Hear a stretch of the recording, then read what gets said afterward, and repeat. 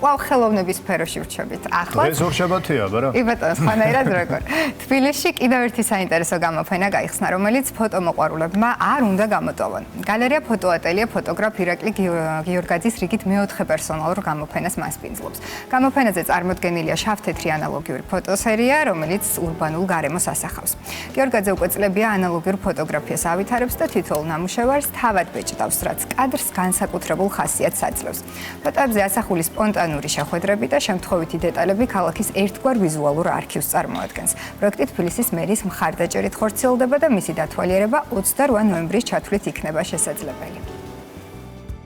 აბსოლუტურად ყველა ფოტო არის შემთხვევით გადაღებული, არც ერთი ფოტო არ არის აქ დადგმული, ყველა არის შემთხვევითი კადრი. დაახლოებით 7 წლის წინ კამერა რო ავიღე ხელში, მაშინ მივხვდი რომ გარეთ ქუჩაში ბევრი რამე საინტერესო ხდება, რასაც ყოველდღურად ჩვენ ყოველდღიურ რეჟიმში ვერ ვამჩნევთ ამათ. ფოტოები არის დაახლოებით 2 წლის მანძილზე დაგროვილი მასალა არის, რომელიც დავბეჭდე. არის დღეს 31 ფოტოთი წავსდექი.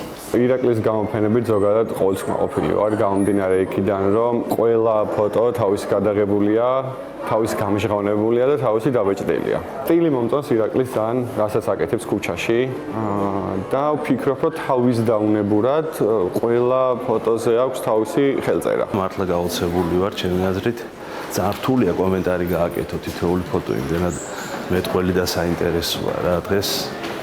წინა გამოფენებთან შედარებით შინაარსიც და ხარისხიც საკმაოდ გაზრდილია და ვარ ძალიან ბედნიერი.